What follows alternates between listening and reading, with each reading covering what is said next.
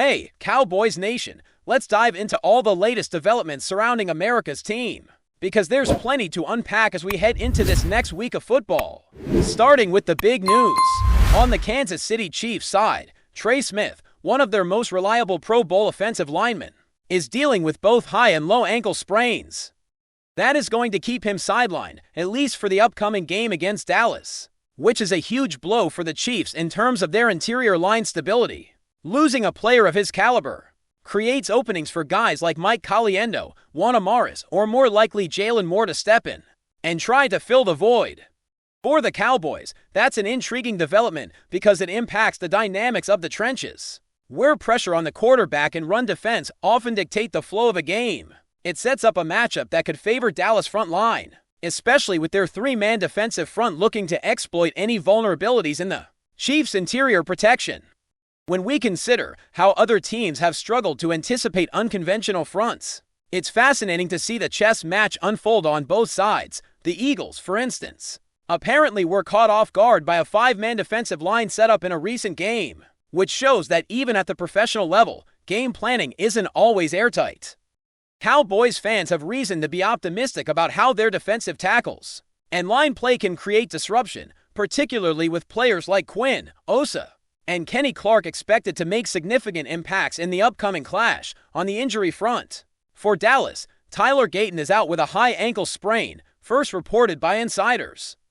This means at least for the Chiefs game, he will not be in action, and it remains uncertain if he can return in time for subsequent matchups, such as the Lions. Gayton has had his challenges this season, including a couple of highly visible errors, but overall his game has been improving over the past few weeks. His absence is frustrating for the team and for him personally, but it also opens the door for Nathan Thomas to step up.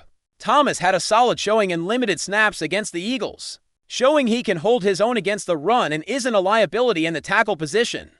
His comfort seems higher at left tackle than on the right, which bodes well for him as he steps into a starting role temporarily. While it may not be ideal to lose a player like Gayton, Thomas' performance gives fans a measure of reassurance that the Cowboys can maintain offensive line stability while he adjusts to the increased workload. Another area to watch closely is Callan Carson, who left the last game due to cramping and then seemed unable to continue, leaving his status uncertain.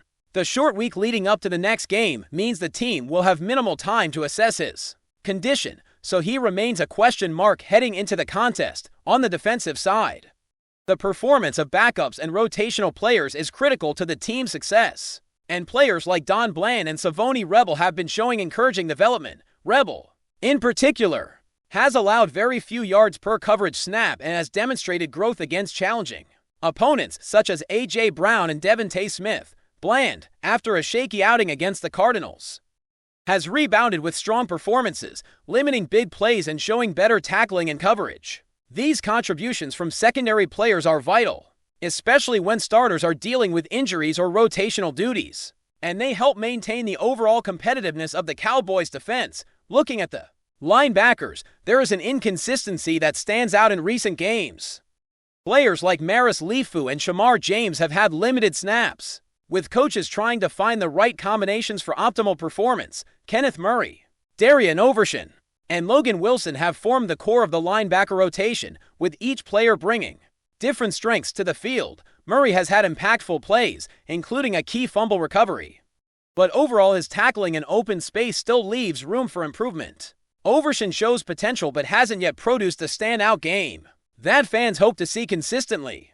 Logan Wilson has been reliable, particularly in run defense and tackling, though coverage is an area to monitor. Balancing playing time among these linebackers is a strategic decision for the coaching staff, especially as the team navigates injury challenges and seeks to maximize the effectiveness of its defensive schemes. The nickel package has become particularly important here, as the choice of two linebackers in these formations can significantly affect coverage and run-stopping abilities. Wide receiver play has been another point of discussion, particularly regarding Kevontae Turpin. While he has had some flashes, including a long reception, his inconsistency has been concerning. Drops, fumbles, and occasional mental errors have limited his overall effectiveness. Ryan Fennoy presents a viable alternative, especially as a receiver who can provide reliable options without the risk of repeated mistakes.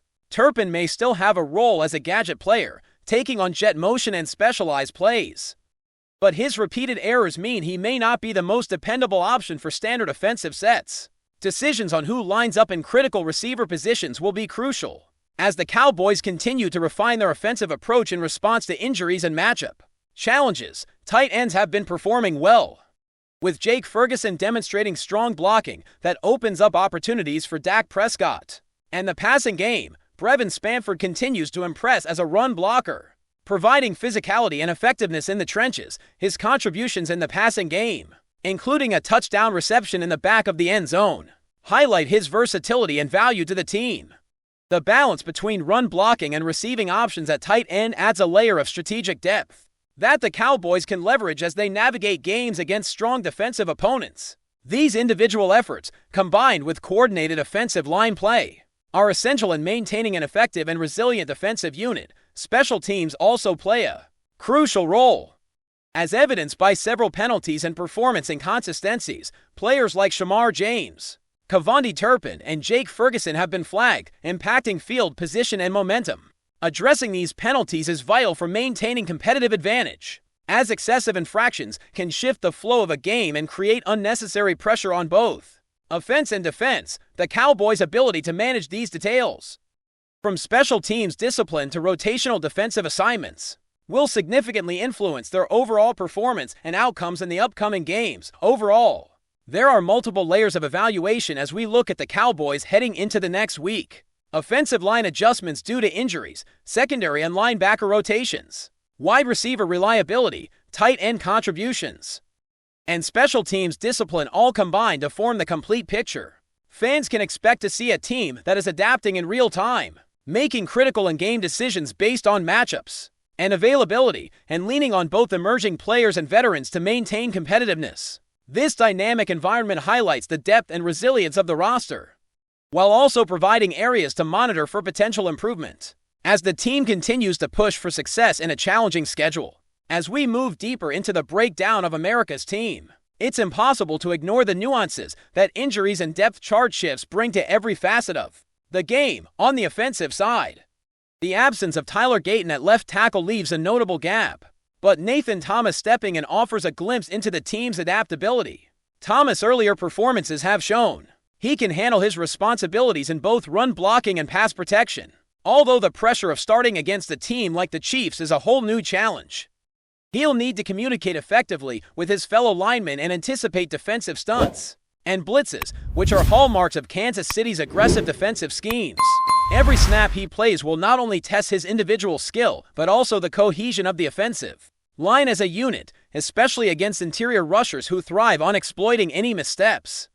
The Cowboys' offensive line has had its ups and downs, but the ability to plug in a backup like Thomas and maintain competitive play is a testament to the team's preparation and coaching. Meanwhile, Kalen Carson's uncertain status remains a key variable in the team's game planning. Carson has shown flashes of playmaking ability, but limited snaps and conditioning issues create unpredictability.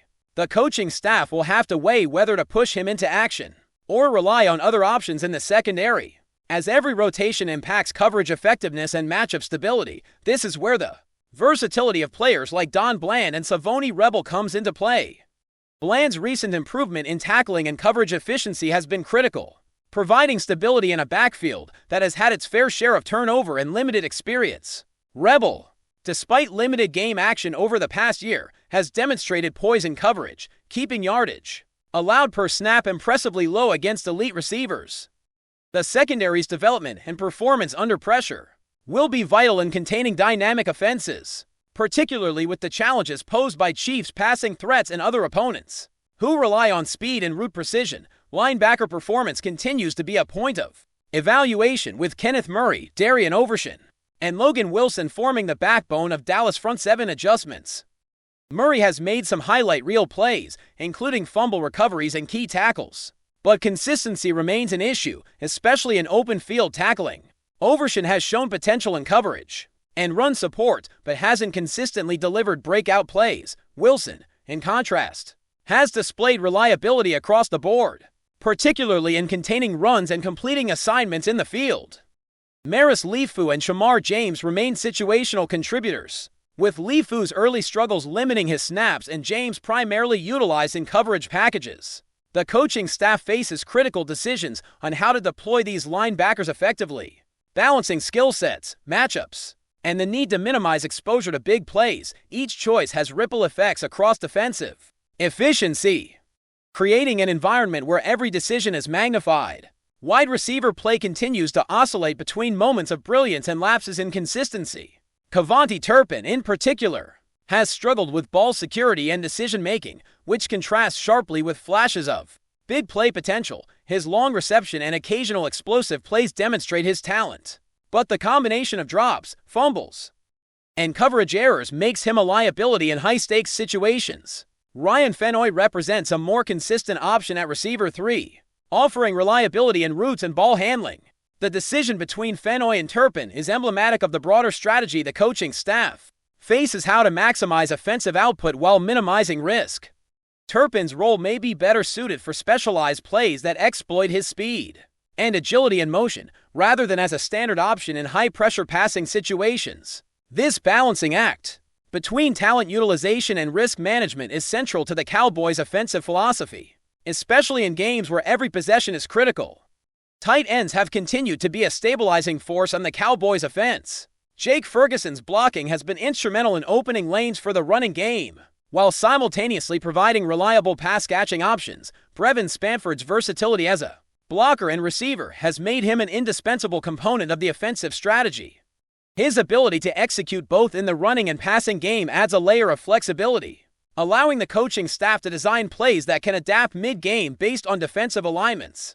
The combination of Ferguson and Spanford provides not just size and strength, but also the tactical advantage of having tight ends capable of influencing multiple aspects of the game. Their performance in upcoming contests, particularly against teams with strong defensive fronts, will be a key determinant of offensive efficiency and scoring potential. Special teams performance has been a mixed bag, with penalties continuing to be a recurring issue. Tyler Gayton, Tyler Booker, Cavonte Turpin, Jake Ferguson, and Shamar James have all been flagged in recent games, impacting field position and momentum. The coaching staff's ability to reduce these errors will be critical for maintaining overall team performance, as penalties in special teams often translate directly into scoring opportunities for opponents. Discipline, awareness, and situational understanding will be essential for the Cowboys to optimize this phase of the game, which is often underestimated but frequently decisive in close matchups. Before we roll on, subscribe to Cowboys Wire News, drop a like, and turn on the bell. Your support keeps the Dallas Cowboys updates coming. Tell us what you think in the comments. The NFL world is buzzing after Patrick Mahomes' recent comments about the Cowboys sent shockwaves through locker rooms and sports talk shows alike. Known for his laser focus and usually measured statements, Mahomes appeared unusually candid when asked about Dallas, leaving fans and analysts scrambling to interpret his words. Sources close to the quarterback suggest that what he said was far from the typical post-game diplomacy that usually defines superstar interviews. During what was expected to be a routine media session, Mahomes' remarks quickly shifted the conversation. While he didn't explicitly call out any player or coach, the tone was unmistakably sharp and pointed, signaling a level of competitiveness and perhaps personal motivation that had previously been simmering under the surface. Some insiders speculate that his reaction stems from past matchups that left a lingering sense of unfinished business. Others believe it could be a strategic mind game, an attempt to get into the Cowboys' heads ahead of the next big encounter. Social media erupted almost immediately, with fans dissecting every word, gesture, and pause. Clips of Mahomes speaking have circulated widely, with commentators debating whether this is just trash talk or a hint at a deeper rivalry brewing between Kansas City and Dallas. Even former players weighed in, noting that Mahomes' body language suggested a mix of frustration and determination.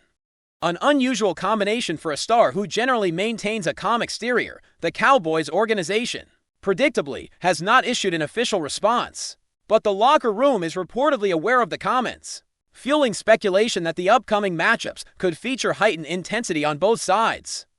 Some analysts argue that Mahomes is sending a warning. He's not just thinking about the stats or the scoreboard, he's playing psychological football, setting the stage for a showdown that extends beyond the field. In the end, whether this is a calculated move or a genuine outburst. One thing is clear, MAHOMES has captured everyone's attention. Rumors are swirling. Fans are debating, and the NFL chatter machine is running at full throttle. The coming weeks are guaranteed to be filled with speculation, as everyone waits to see if this fiery statement will translate into on-field fireworks or if it will remain just another tantalizing piece of NFL drama. That's a wrap from Cowboys Wire News. For breaking Cowboys updates, subscribe, drop a like, and turn on the bell. Tell us your take in the comments.